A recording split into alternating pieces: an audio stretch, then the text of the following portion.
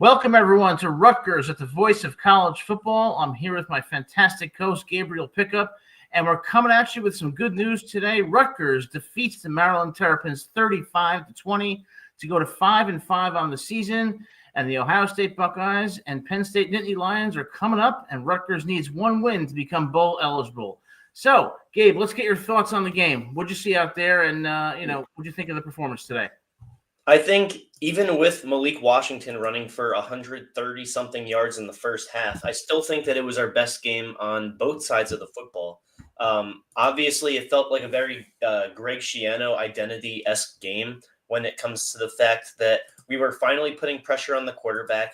We gave Antoine Raymond 41 carries for 240 yards and a touchdown, along with 34 yards on the day. And by the way, before today's performance, the longest or the most amount of rushing yards against the Big Ten opponent for Rutgers was Kyle Monangai with 160, and Antoine Raymond put up 80 more yards than that.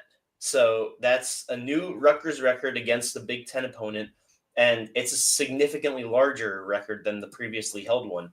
I think that it's abundantly clear that we have to hold on to Antoine Raymond, at least for next year. And if he decides to declare after that, perfect. But if not, he needs to be held on to by Rutgers, whatever it takes, because I tell you what, I know that we have the system where we find running backs and make them gems, but he is special. He is not just Monangai-esque, but he was looking like Ray Rice at times out there today. Now, as for the defense, Eric O'Neill had another fantastic game. And also before I delve even further into the defense, Ian Strong, hat trick, 5 receptions, 88 yards, and the 3 touchdowns. KJ Duff, 2 for 69, bit quiet. DT Sheffield, 4 for 56 and a touchdown, and he had some crucial catches. And Kenny Fletcher, 2 for 16. But what I loved from him today was that he was questionable coming into the game. And then he, on third and 8, he catches the ball and runs for 7 yards after the catch, diving past the first down pylon, which shows that he has heart. He's not 100%, but he's willing to sacrifice his body to keep the program moving afloat. Now onto the defense. Eric O'Neill, 10 tackles. He's a defensive end getting 10 tackles, 2 for loss. We didn't have sacks today, but we had a lot of pressures. We had a lot of knockdowns. We had 5 pass deflections. Jabril Abdur-Rahman had another fantastic game after last week, where he was one of the few bright spots. Cam Miller had the game-sealing defensive swat on 4th down. Jet Elad had the key interception. Jacoby Henderson had a great game. So, look, Malik Washington ran his ass off against us. There's no denying that. But what we did was we held him to only what he was elite at, which is running the football. And it's funny because he only had 99 yards rushing on the season, but then he had almost double that this game. But the expense of that was only putting up 20 points against us, only 3 in the second half. And we would have outscored them 21-20 if we only played in the second quarter and they got all 4 quarters. So I thought it was a spectacular job. No special teams blunders, only 1 or 2 defensive plays that you could scratch your head at. And this was probably the exact kind of game that Schiano needed. And this was definitely the game that this program needed. Yeah, great summary. So I kind of have a little bit of a different perspective. I would say I have mixed emotions on this game. First, let's start with the good. I thought Ethan Kaliakmanis, explosive plays. And some of those passes were just incredible, accurate, great arm strength, great reads. So I thought overall, particularly at important moments, he performed extremely well. Antoine Raymond, he's just a physical running back. The yards after contact are extremely impressive. This guy is a legitimate running back and could be a force for Rutgers if he stays. I thought also what was important was our 3rd down conversions. I thought we converted at a high rate and really kept Maryland off balance with our offensive scheme. As far as the defense goes, I think for the first time this year, defense got pressure. Yes. And I think that they seemed more like they were all on the same page, regarding the scheme. And I thought they played faster, and I thought they played aggressively and really took Maryland out of their rhythm. That's the good. The not so good, I would say generally, is I just think Maryland stinks. I mean, they are horrible, and they played horribly. So when I look at the season, I think, yeah, this was a great win. I suppose we could say that. But at the same time, when I think of us playing against Penn State and Ohio State, I don't think we're there yet. And I saw this game as, yes, an improvement on both sides of the ball, but in part due to how bad the opposition was. Well, you say that they're horrible, but this season they haven't really been too horrible in previous weeks. You could argue for them. They lost 55-10 last week against Indiana, but that is Indiana. And we saw Indiana almost lose to Penn State, but let's not take away from how good Indiana has been all year. They've been doing this to Illinois. They did this to Maryland, Michigan State, even though they're not quite there. They've been doing this all year. They lost by 3 to UCLA, who after firing Deshaun Foster became an entirely different program. They only lost by 3 to Nebraska. And guess what? We lost to Washington 38-19. They only lost to them 24-20. Now, you can say a loss is still a loss and their record is reflective of their year. And I'm not going to say that's 100% untrue, but you can't necessarily say that they suck. They might not be top 10 in the Big Ten, top 12, but they're not in the bottom 3 either. I would say Purdue is worse. I would say Wisconsin is worse.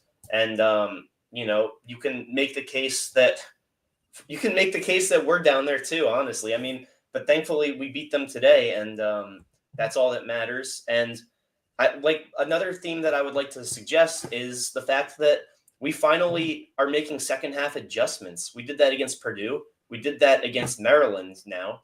And those are the only 2 games where I saw second half adjustments working out. So look, I know that the whole gimmick is like, I'm Mr. Brightside and you're pessimistic, but I truly do think that this is a game where we can find some things to move forward with. I saw that against Ohio, even with the miserable second half, but I really think that this was our best performance top to bottom this year. Well, I think you make some good points, and certainly Athan's performance, particularly some of his passes, not only were they accurate, but the timing was perfect, even when they had good coverage. I mean, some of his throws to KJ were just outstanding. Ian had a great game. Raymond, as we said, third down conversions, critically important.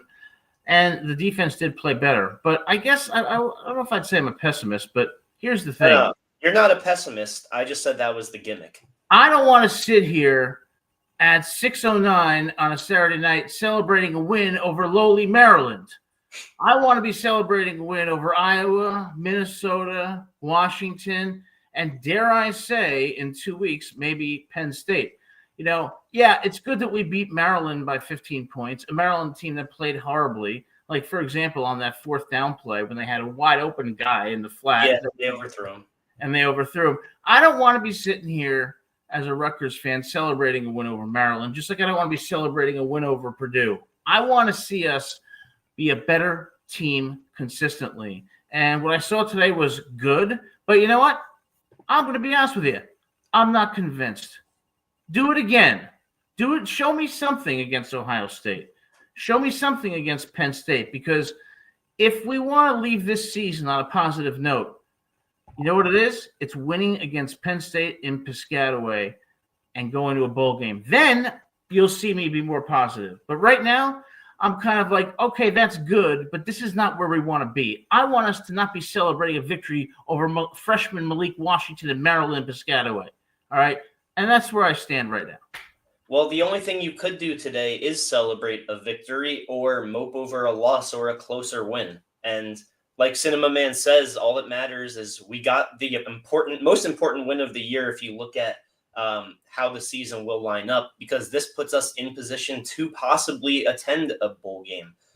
We need one more win, and we all know who that win is more likely to be against, but the season's not over. And with that being said, there's a lot of players that have had good years this year, specifically on the offensive line of the football.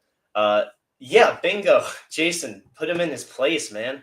If you don't want to celebrate a win today, why'd you watch? I mean, we're either going to win or lose, and we won. We won convincingly in a 35-20 game that should have been 3 possessions, but we kneeled the ball at their goal line because, good sportsmanship, blah, blah, blah. But this was a good win. This was a really good win. I'll tell you something, Jason O. And I love Jason O because Jason O knows Rutgers football. Very smart guy. We always appreciate his comments. But Jason, why am I not celebrating? Why? Because I have higher standards than this.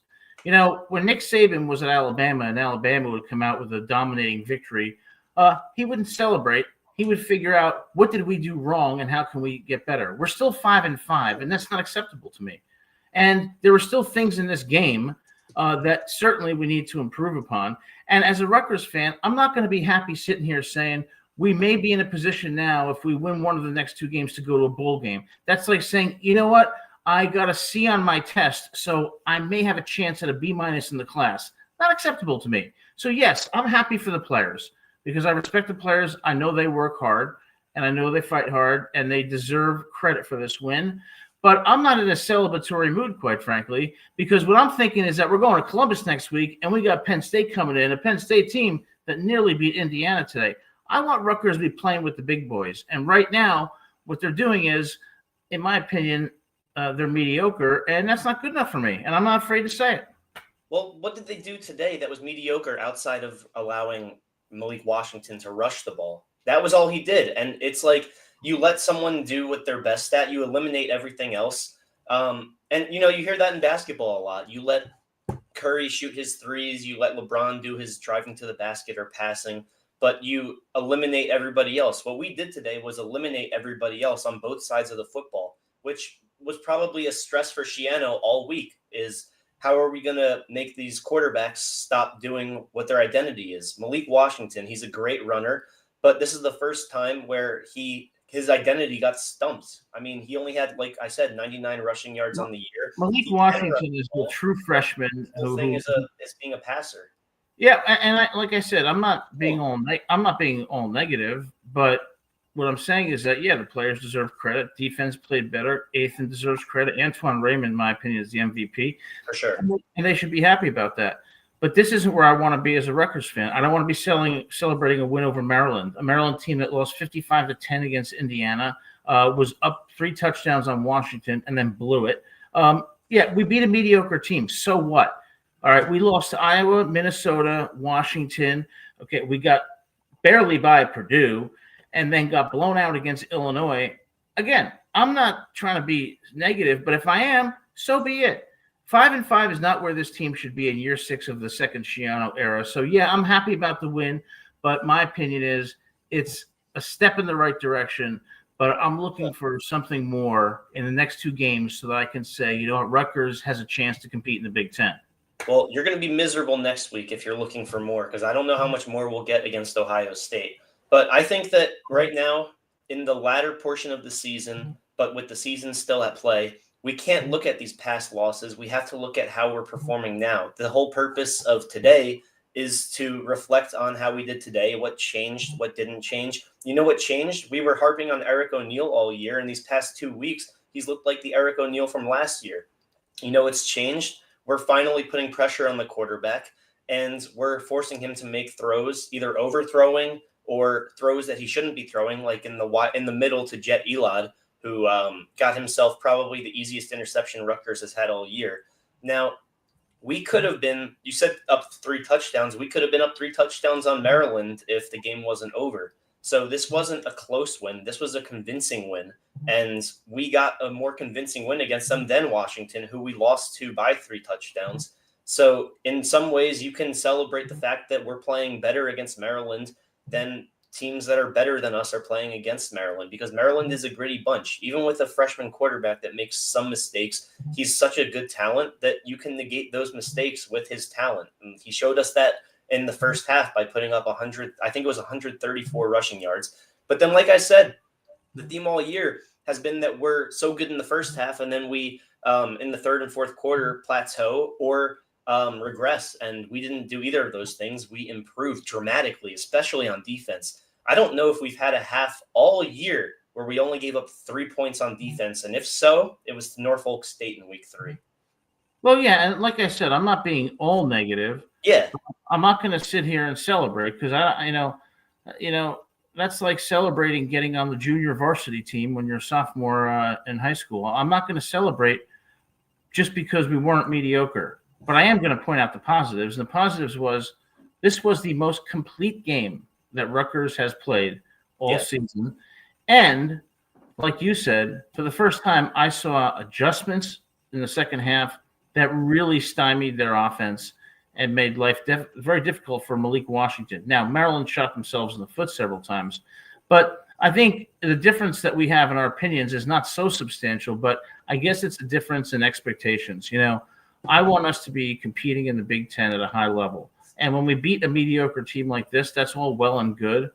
But for me, yeah, it's a first step in the right direction, but I want to see something more. I want us to go to Ohio State and not get blown out. And against Penn State, I at least want it to be reasonably close. God forbid, maybe even get a victory. So I guess what I would say is, yeah, this is a good step, but, show me more. Prove me that you can keep doing this. Yeah, and I think that based on the not the track record per se, but not just recency bias, but the performance that we saw today. If we performed like this today, next week, it would be a respectable game against Ohio State, who they won by, I believe, was it 24 today? I think it was 24. They won by to Purdue. 27-3 over Purdue. I thought it was 34-10, but either way, it's the same result. They win by 24. Unfortunate for me because I bet over 49.5 that game. But anyways, yeah. So they won by 24. And funny enough, if Ohio State, outside of the first 2 weeks of the year where they have a Mickey Mouse 2 games of the year to start, they're undefeated. They've been winning by a few possessions, but they haven't been blowing teams out of the water. And I think that could be the case with us, where obviously you never want to walk away with a loss, but against Ohio State, it's all but a foregone conclusion just based on the talent we have today versus the talent they have today, that we're going to lose that game. And with that being said, I think if we keep it within the ballpark, a little bit closer than Purdue did, what I would be happy with? I would be happy with how Ohio played against Ohio State. That's what I would be happy with.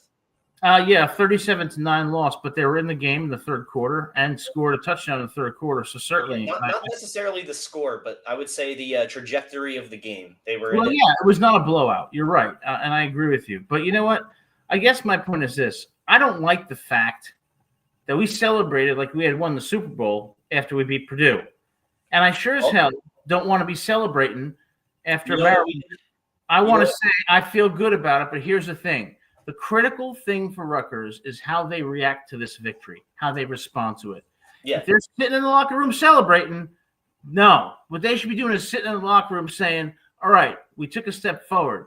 How can we get better? Where did we fail today? Because if they're celebrating like they were against Purdue, then guess what? We're going to be drowning in a sea of mediocrity for a long time to come. So my message is not to tear down the players or the program.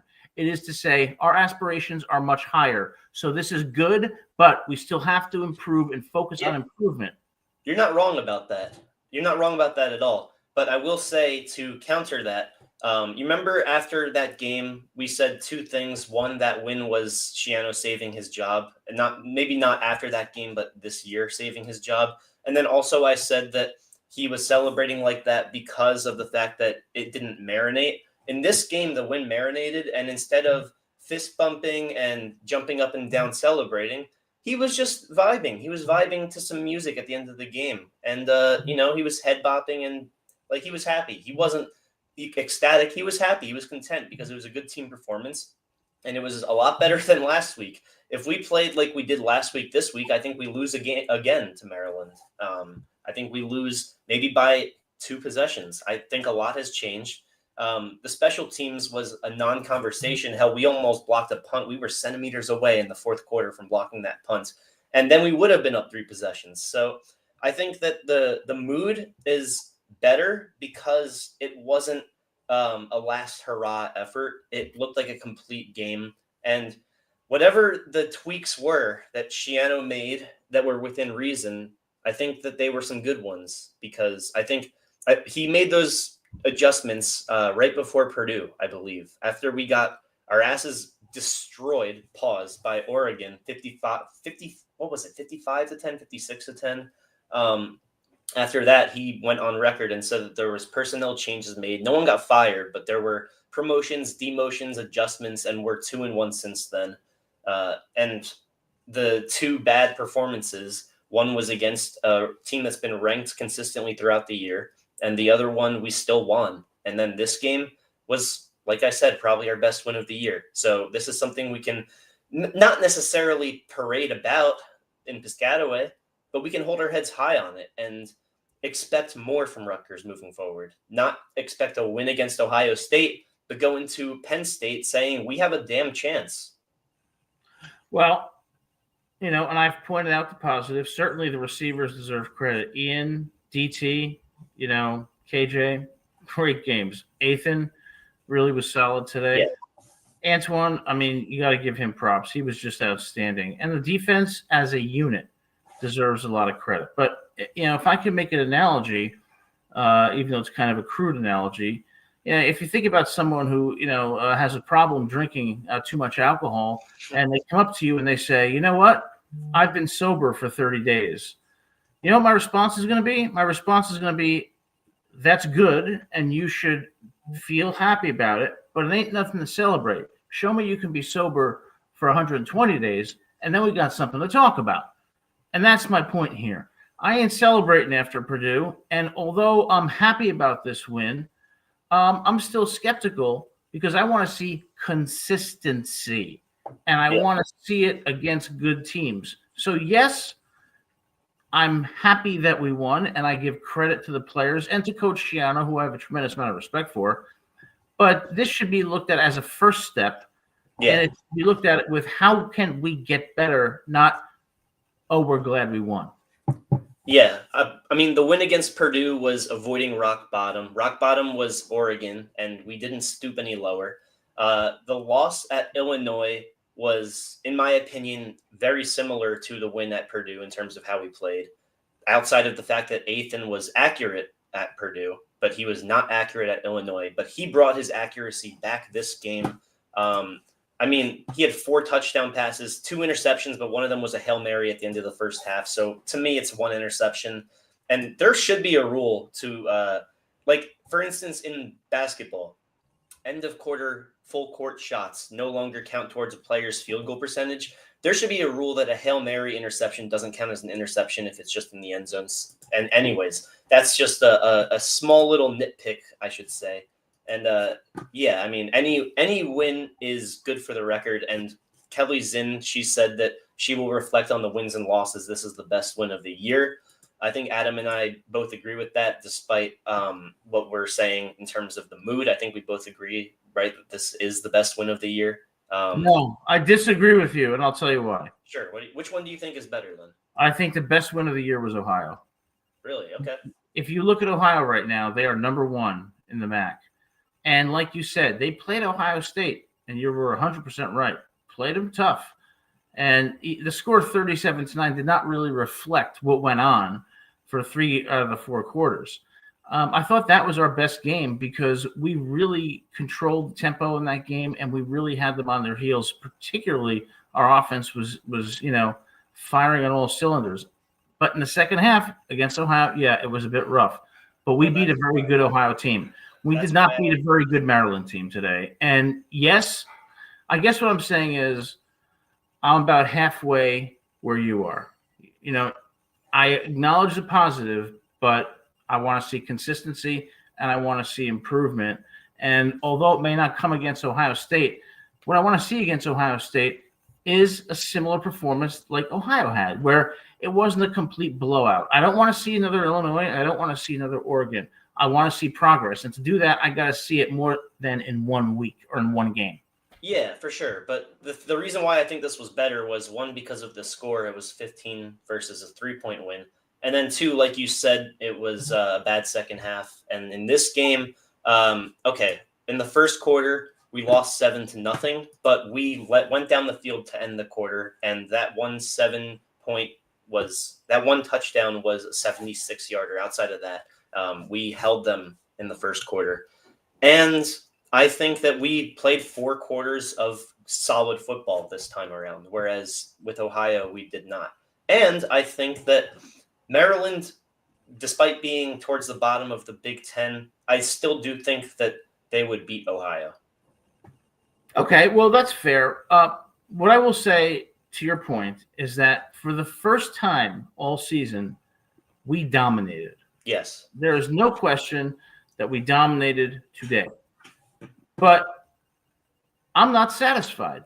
And I'm telling you, I'm not satisfied because I don't want to be sitting here 5-5 with Ohio State and Penn State on the horizon with the hope that if we win one of the two, we'll go to a bowl game. That's not where I want Rutgers football to be in the 6th year of the Schiano era, his second stint here. And I know it sounds negative, and I hope that the players and fans don't think that I'm, being a downer here. But I think when you have high standards, you look at a win like this and you say, okay, we're moving in the right direction, but this is the first step on a long journey. And I hope they are in the film room tomorrow saying not what we did right, but what we did wrong and how we can get better. And I hope they have that championship mindset, because that's what we're going to need in these next 2 games and going forward. Cinnamon Man, I 100% agree. And I don't think that going over what is right on film is always just celebrating it. I think it's identifying why it was right and what it is that you did that you should keep doing and not forget to. I ain't celebrating after Purdue. And I'll tell you something, Nick Saban wouldn't. Tom Osborne wouldn't. Urban Meyer wouldn't. That's where I want this program to go. And I'm sick of people saying, Rutgers just doesn't have, the kind of program that can recruit the best players. Nonsense. We can be a national title contender, and that's where our hopes and our aspirations should be. So, yes, I'm happy about today, but it's measured because I want to see more of the same. And Austin, I don't think I need help this time around. I think Adam needs help. He's a little cranky right now. I'm not being very, you may say I'm a little fussy tonight, but that's because the standard should be excellence. You're in the Big Ten. You're going to have to compete against Ohio State, Oregon, Michigan, Penn State, USC. All right. So, yeah, we dominated a Maryland team that wasn't very good. Okay. Now, what did we do wrong? They should be tonight studying what they did wrong so that when they go to Columbus and when they face Penn State, which I hope will be the sellout of the year. In fact, I may come back for that game when I'm in Georgia, and I may come back because I want to support Rutgers. But if they want to get over the hump, they need a win over a contender that makes them believe and develop a culture that says we can be powerhouses in the Big Ten. I'm not there yet. Yeah, I hear you. And coming into the year, if you said that we needed to beat Ohio State or Penn State for a bowl game, you would say there's no chance because of how good Penn State was projected to be at the start of the year. Thankfully for us, they're probably the most disappointing team in college football. But yeah, Jason, I agree. Adam, just because you have the A on your chest doesn't mean we're there yet. I understand the expectations because as a Rutgers fan for several decades and seeing disappointment for most of those decades, you're pissed off and you have a right to be. And we agreed over this past week, no filter on this show. When it comes to how we feel, we're speaking not just for ourselves, but oftentimes for you guys in the comments section. This is a performance that is good for us. But if a performance against Ohio State is not just a loss, but a blowout loss or one that you can take nothing away from, we will comment about what was bad. But today, I truly don't have much bad to say about this team. I thought it was a complete effort. I thought that Schiano had his best coaching game of the year. I just got this statistic here from Big Ten football. They just put it out. Most rushing yards by a running back since Ray Rice had 280 in 2008. That is 17 years ago. No, that's really nice. That's really nice.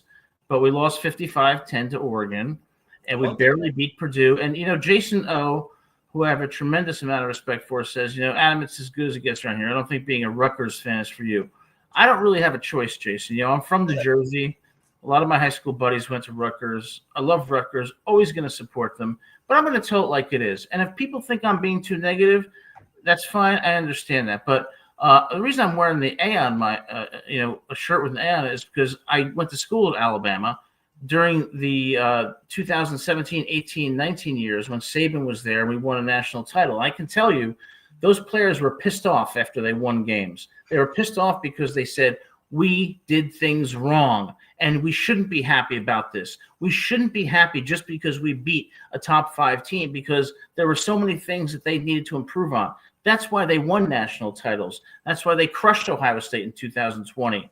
Okay. That's why they beat Georgia in 2018. That's the mindset I'm looking for at Rutgers. And maybe I'm just asking for too much, but I'd rather be a fan who asks for too much than settles for what is. Yep. That's a fact. And unfortunately, as a Jets fan, I 100% agree. But you know what? There is one element that you're missing out on. You're missing out on the fact that Nick Saban, of all people, after a 1-point win. Now, I forget who this 1-point win is against, unfortunately. I tried looking it up, and Google doesn't have my back. But I very vividly remember him saying that it's total BS to be disappointed after a 1-point win and against a team that was extremely inferior. Now, if anyone in the comments section, specifically Jason O or Austin, I know you guys have that ball knowledge, remembers which program or which game I'm talking about, that would be very useful. But he, of all people, had a 1-point win against a team that was probably like a Ohio State Purdue game today. Like it would have been, if that was a 1-point win, it was that level where Saban said, oh, win is a win, and every team in the conference is there for a reason. And that includes us in the Big Ten. We're in the Big Ten for a reason. No more Big East. We're here with the big boys now. Who knows how good that 06 Rutgers team does against the Big East. We did beat Louisville. But if you want to talk about glory days, I think that there's a few that are behind us, but there's a lot that are in the future. Not necessarily this year. There's no glory days this year. Now, if by some miracle we beat Penn State, or dare I say Ohio State, obviously that would be incorrect. But if we beat Penn State this year, I think it moves the grade of the year from a D/D- to a C or C+. Yes. And that is what I've been talking about, because if you remember at the beginning of the year, I kept harping on, we got to beat Iowa. That's the game where we get over the hump. We didn't do that.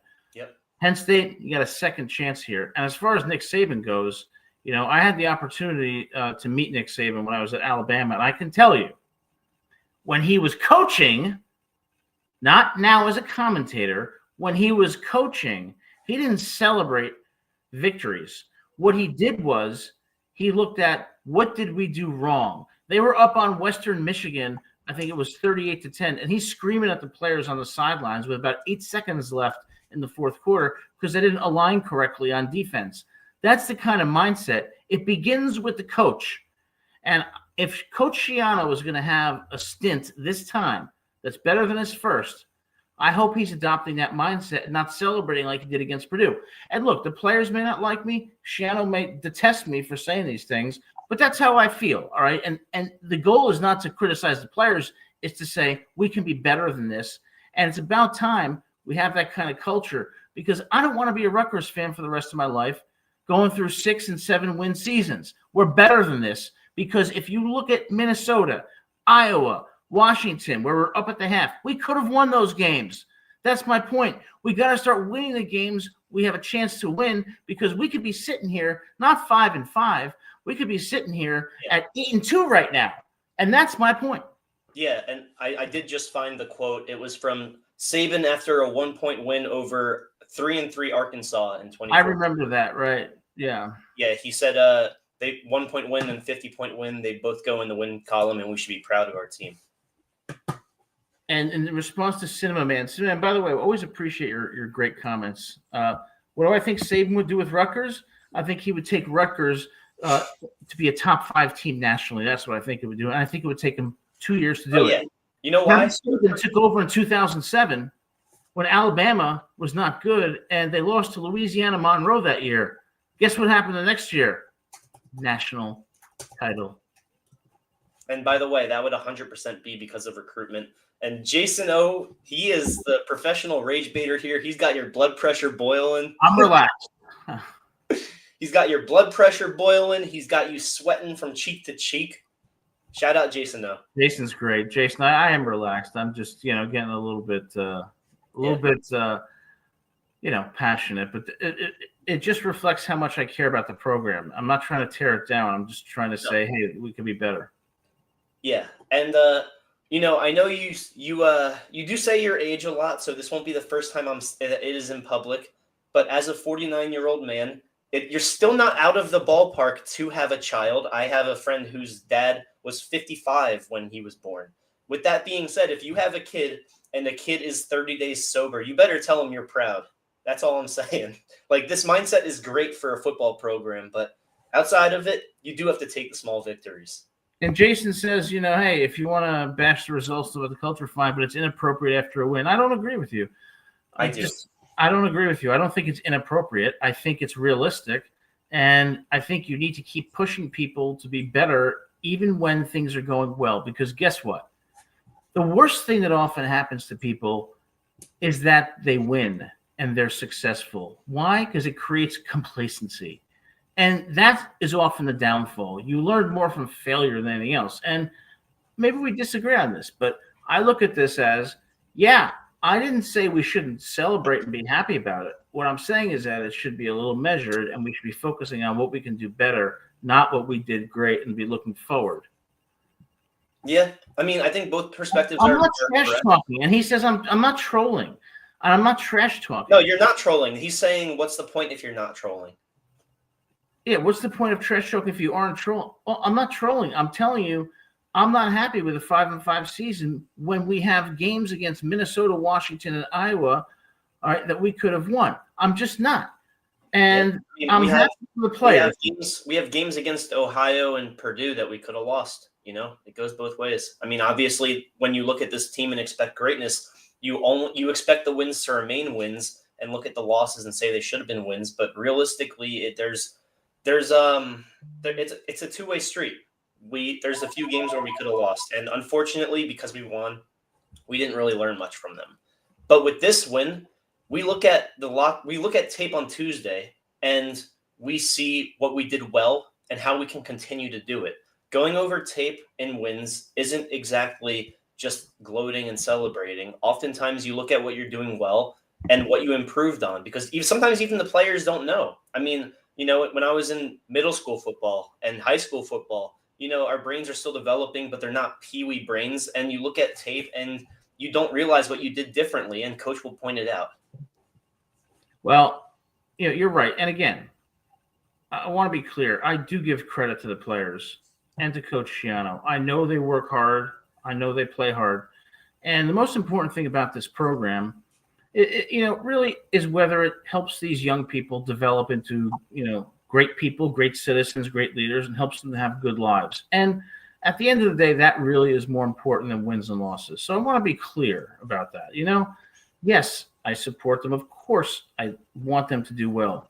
But I think when you push people to be better, when you push people to not take a win and look at it as something to celebrate, but something to improve upon, you help them do that. And I'm sorry if I sound negative, but I'm not going to sit here and just say, oh, we got to win and that's great. Well, all right, well, let's get 2 wins. Let's be more consistent and let's keep improving. As Kurt Smitty says, stacking wins. And I just, I'm sorry if that disappoints people, but that's how I feel.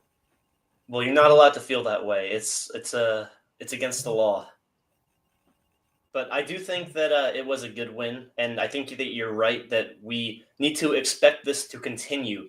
We're not going to win against Ohio State, but with this effort, and by the way, players, if you're watching, ignore the whole we're not going to win against Ohio State. Go in there thinking you're going to win, because with that effort, who knows what can happen. But why can't they beat Ohio State? From an outsider's perspective, we're not beating Ohio State. Well, why not? That being said, you're sitting here being all positive, and everyone's seeing me as negative, but you're the one who's writing us off against Ohio State. I'm not. Purdue was close with them for half. So who's really being negative here? I think that you're still being a little more negative than I am, because I don't think that anybody out of Piscataway, New Jersey, is saying we're going to win in an official prediction. They might I want us to go there and punch them in the mouth. That's what I want to do with fearlessness. And you're writing them off, but you're the one who's celebrating the win. I'm the opposite. I'm not celebrating in the words Maybe in the words of Geno Smith, I write them off and they don't write back. All right, fair enough. Yeah. Cinema Man, that's sort of the dynamic here is we find something to disagree upon, but we're all friends at the end of the day. And if you like this show, definitely like and subscribe. We're this isn't the outro or anything, but we're here every Monday at 7 p.m. if you're interested in reappearing, and the links we put in the chat are links to join and talk your trash on. But, yeah, and I got to tell you something, Cinema Man. I love Gabe. I have a tremendous amount of respect for him. He's a smart guy, a fantastic co-host. But you know what? We can disagree civilly. Yes. And at the end of the show, say, "Hey, man, that was a great opinion." That's what we do. I listen to that. In our society, it might be a little better if a lot more people could do that, because that's how you learn and that's how you develop your critical thinking skills. It's sad that we can do it on this show, but so many people can't. So I give credit to Gabe for being the kind of person he is. And I tell you what, people say like, "Oh, it's just sports; it has no impact." Bull SH_T.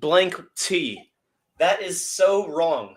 Okay, politics might be more important than sports, but I tell you what, when you're fired up about an opinion, you often come to less mutual agreements in sports than politics. And yes, Cinema Man.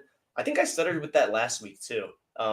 This is 100% better output than bookkeepers, experts would have expected. I mean, this was a 50-50 split coming into the game, and we beat them by 15. Ethan Kaliakmanis, 4 touchdowns on the day, 3 of them to Ian Strong. And we have 2 top 10 wide receivers in the Big Ten. You could even say 2 top 8 or 7 based on the statistics. Cinnamon is fine. No, I'll be respectful. You seem like you're here to stick around, and we appreciate that. But like, we have a lot of talent, a lot of NFL talent and they even said it on the broadcast. They think Ethan is NFL talent. He's got an NFL arm. That's 100% true. He's tweaked a lot of mechanics. Can he be consistent? That is one player that I agree with you. Great performance, great year, but can he be consistent? And for his sake and for the Rutgers alumni's sake that make it to the league, I'm hoping so. I think that the whole Antoine Raymond thing, being afraid of him leaving, I that's just natural because of how much money these other programs have. But I think when you look at Monunga, you look at Ray Rice, you say that's a good heir to follow for these running backs. Antoine Raymond now too. I think that the running back position is something you can sell at Rutgers University. The offense today looked great, no question. Ethan was great. Our 3 wideouts were great. At times it reminded me a bit, and this may seem like a stretch, a bit like those Buffalo Bills offenses in the early 90s, where every time they had the ball, they almost seemed like they could do what they wanted at will. And it seemed that way against Maryland today. Now, the defense played better, so yeah, there's stuff to be happy about. But, again, it's okay to disagree. One thing about Gabe and I when we disagree is we both are humble people. So, we don't think we're right about everything. And we listen to each other, and that's what makes the show better, and that's what makes the conversation better. But also, we can both be right. In this instance, I think we can both be right. I think I'm right in saying that it was the most complete game of the year, and I think you're right that we need to expect more. But we're just choosing which ones we want to emphasize more. That's it. But I think we're both right. Absolutely. And, some of you who are watching, if you want to call in and give us your comments, I'd be curious to hear what you're saying. I love the comments in the comment section. Jason, hopefully they'll have some kind of NIL that can keep KJ and Raymond, because there's going to be serious, concerns. I think that there's going to be they're going to transfer, like Muhammad Turi transferred to Miami. It's so sad, man. But if we keep them, I understand if he wants to declare, but please don't transfer. If we keep them and AJ Surace is as good as advertised, that defense is going to be better next year. So, and the schedule is not as brutal. But again, next year, there's going to come a time when you have that game, like 2 years ago against Nebraska, this year against Iowa. got to get over the hump. And if Schiano is going to really, really cement his legacy and say this Rutgers program is better because I was here, that's what has to happen. Yeah. Now, Raymond, I agree that they're going to pay, and I think Raymond is going to stay because of, like I said, about the running back air. Now, Duff is concerning because of the fact that Ian Strong is going to declare for the NFL draft or he's out of his mind. And, coming off of this amazing year, obviously KJ Duff and Ian Strong, they were high school teammates too. And you're losing your best friend. You're losing possibly your roommate. I'm not 100% certain about that. But what's stopping Duff from transferring, man? And that's something that does scare me. I think that we have to tap in. And the whole Schiano culture thing, that's great. That's a good selling point. But unfortunately, we're at the age where money talks. And this wouldn't have been possible 5-10 years ago. But we're at the age where it's like, look at like the Juan Sotos, the Shohei Otanis. They're getting these bags. And, look at in terms of like, the NBA, they don't have the split revenue. If you leave your team, you're getting less money. So it incentivizes players to stay. And they're still leaving. So what the hell? Anyways, back to college football. I think that it's scary that Duff could leave. But with AJ Surris, and by the way, we can obviously digress, but with AJ Surris, if he's as good as advertised, I agree. And based on what I've seen, he has played a great year so far in garbage time. Now you can say it's against backup secondaries, but on the other side, you can say that we're playing our backup receivers and he's looking lights out against Norfolk State, against Oregon. He had a solid game. And yeah, Michael Thomas, Vernon Allen, and Ben Black, you're 100% right. I agree, especially with the latter two, and Ben Black has had a solid year when playing. But anyways, back to AJ Surris. I think this is my whole point in this. His sophomore year next year, I think that Athan's the better quarterback right now, obviously. But I think that AJ next year will be better than Athan was his sophomore year at Minnesota. So while Athan is 100% indisputably not just QB1 right now, but it was never a challenge for him or for Coach Schiano. I think that AJ could be, if he were to stick around at Rutgers, possibly the better Rutgers quarterback if he were to stay here. Well, I would love to see that. I don't know enough about AJ to be able to really predict how he's going to be, but time will tell, and I'm sure the coaches will make the right decision. Now, Ignacio did point out that Oregon losing now, 16-15, I believe. Iowa's up with 1:52 left. Wow. Now, one thing I would say to Ian Strong. Ian's a junior, am I correct? Ian is a junior, yeah. So Ian, here's my advice for you. Are you going to go in the first round? Probably not. Well, I'm sorry I keep butting in, but can I say something on that real quick? He actually was projected to be pick 22 before he got injured. Okay, well, I think what Ian needs to do is he needs to look at where he's projected in the NFL draft. If he's not projected until mid to late second round, third round, come back for another year. Increase your draft stock. And I think that's going to depend on an assessment that only he can make. But I am not in favor of players going into the NFL draft if they're going to be day 2 or day 3 picks because it so often doesn't pan out. And they so often leave money on the table that they could otherwise make by coming back. So I wouldn't write off Ian Strong maybe coming back next year. Well, I'm not writing it off, but I think that he, based on being a late first-round pick, possibly early second-rounder, before he got injured, who knows? I mean, after this performance, I think he's right back up there. But I think that if, like you said, like if he's a day 1, I think early day 2, second-round picks are almost always guarantees too at this point. Because of how deep not the player field, but there's 52 players on a team. I think that he should leave. And honestly, I would rather he leaves than transfer. So, and also if he comes back, that's another salary that we have to worry about matching, not just matching, but possibly paying more. Because at this point, we have great expectations for the future, but we're not there yet. And I said that AJ Surris, his sophomore year next year, the great 2026 year that Adam projects, I think that he will have a solid year, and he's better next year than Athan was with Minnesota, hopefully. But do I think that he's better than this Athan? the one that's got a 10% improvement rate for completion percentage, that already has career numbers across the board and is having one of the best Rutgers quarterback seasons of all time, I would be silly to say that. So I do hope that Ian stays. I would love if KJ stays, because if Ian stays, I do believe KJ stays. So that's another point. Bring Ian back, or if Ian wants to come back, just so we can keep KJ around too, because, you know, we brought in DT Sheffield hoping that he would be a top 10, even top 5 wide receiver in the Big Ten. And he's been all right, but his role has not been that. That has been interchangeable between the high school teammates.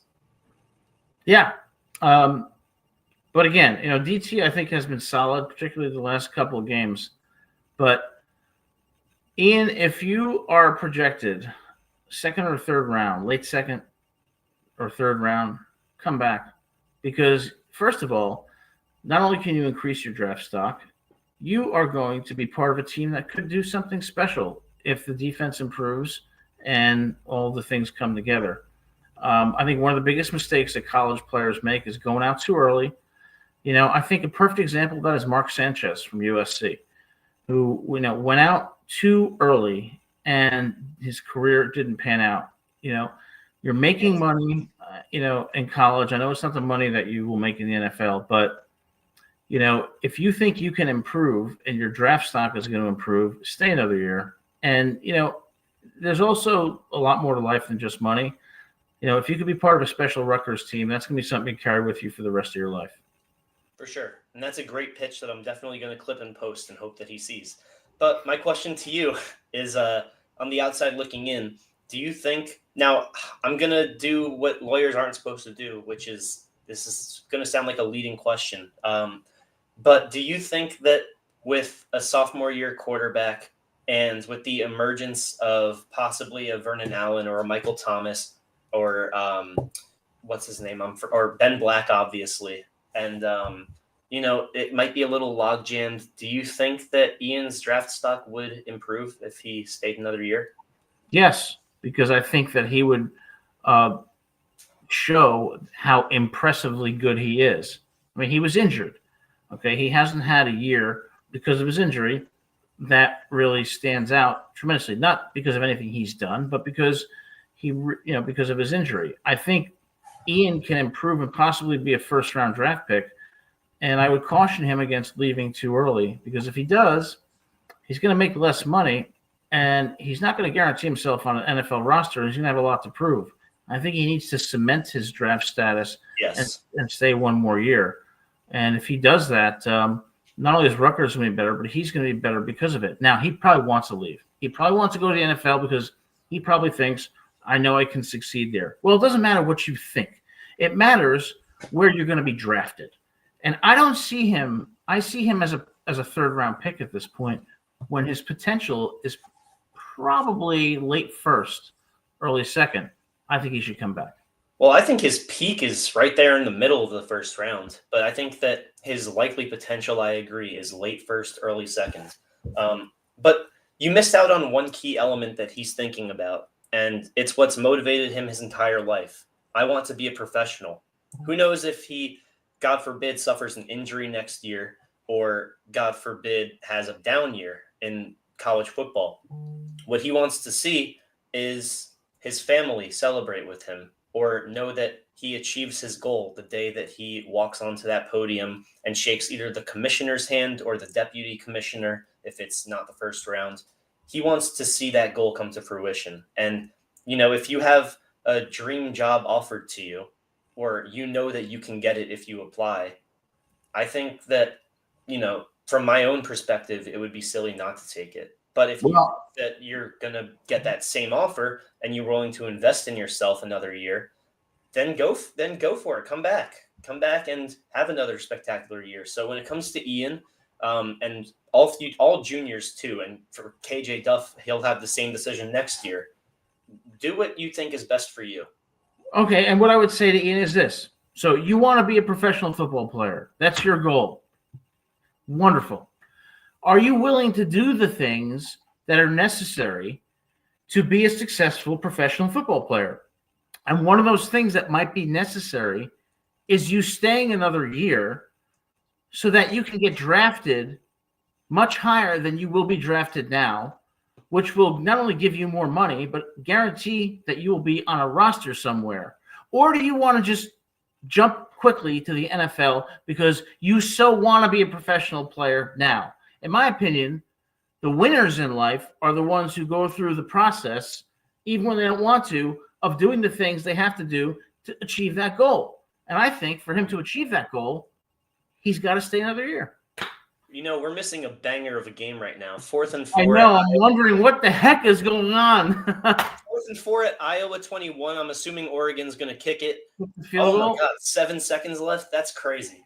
All right, let's switch to this game right now. Tell me what's happening, please. That's all that happened. I mean, Dante led them down the field. Oregon's going for the field goal. But yeah, I mean, it's an interesting conversation, and I'm so mad that I'm not watching this game. Ignacio, thank you for the updates. Please keep updating us. Yes, absolutely. Why are you updating us? I'm calling it right now. I'm not looking at anything. Iowa blocks this, especially because timeout, icing the kicker. I think You're calling a blocked kick? What's that? You're calling a blocked kick? I'm calling a blocked kick. Gutsy. I'm not putting money on it, but I do think that, they're one of the best defenses. Of course, look, I'm going to get some slack for this. I know that Iowa's a great defense. I had the over of this game at 40.5. So I'm kind of disappointed it's 16-15 right now. Yeah. It sounds like a bad day for you, but hey, listen, you'll come back. I mean, but what I want to know is, will the kicker send Oregon to the playoffs? Oh, here we go. Okay. It's being played at Kinnick Stadium in Iowa. Well, you know what? I have 2 takes on this game. On the bright side, he made it. All right. Well, game is 5 seconds left, so there's still a Hail Mary opportunity for Iowa, or a hook and ladder, whatever it's called. Okay. Here's my take on this game. On one hand, it's this close.